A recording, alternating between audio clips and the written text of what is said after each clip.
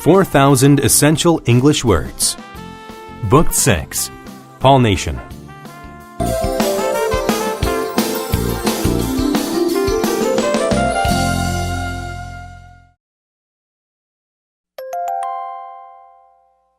Unit 3.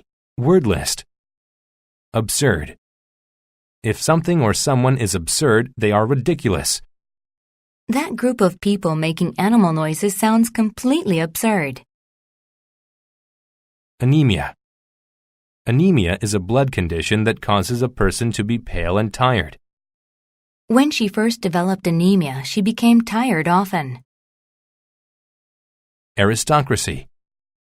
The aristocracy is the highest class of people in certain societies. Most members of the aristocracy were very well fed. Aristocrat. An aristocrat is a person who is of the highest class in certain societies. The aristocrat did not need a job because his family was wealthy.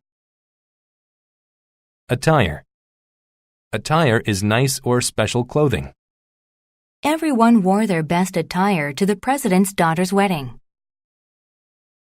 Craze. A craze is a brief and popular activity or object. Wearing bright red socks was a craze when I was in high school. Enlarge.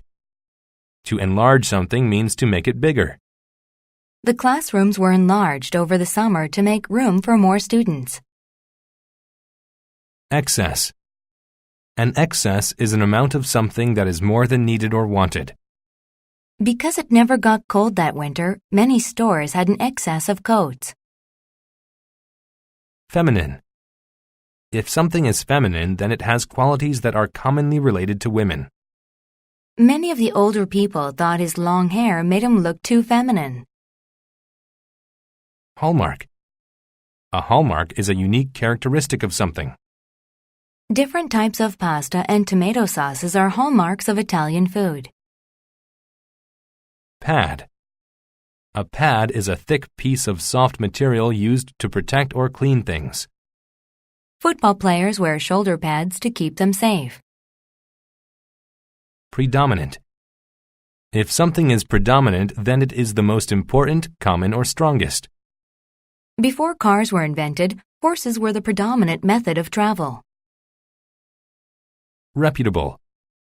If someone or something is reputable, then they have a good reputation.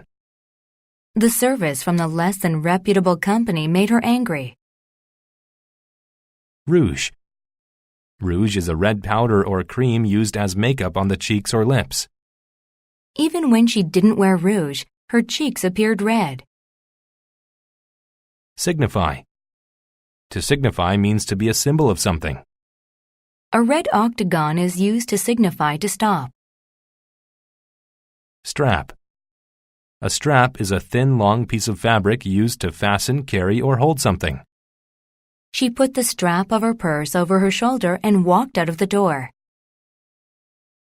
Tangle. A tangle is something or many things twisted together. The laces of his shoes were in such a tangle that he could not untie them. Vanity. Vanity is excessive pride or love of one's own appearance or things one has done. Her vanity won't allow her to pass a mirror without looking at herself. Vie. To vie for something means to compete against others for it. The three boys vied for the prize in the chemistry contest. Vulgar. If something or someone is vulgar, then they are rude or lacking in style. Her vulgar behavior got her into trouble with her parents.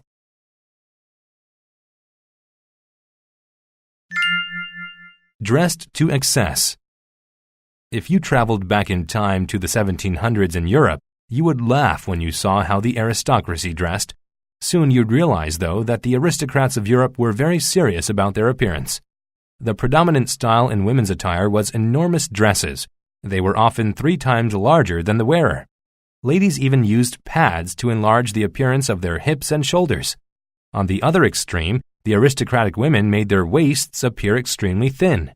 It took several maids stretching fabric and pulling straps in order to get a lady's waist to the proper thinness. These ladies could barely breathe and often fainted. Pale skin was also a craze, yet this too was done in excess. One could not simply be pale. Instead, she needed to look as if she had anemia. In order to look paler, ladies actually cut themselves daily so they would bleed. The hairstyles, however, were the hallmark of women's fashion. These stood a meter high on the ladies' heads. The columns of hair were a ridiculous tangle of wigs, jewels, flowers, and even stuffed birds. Men's fashion was similarly absurd.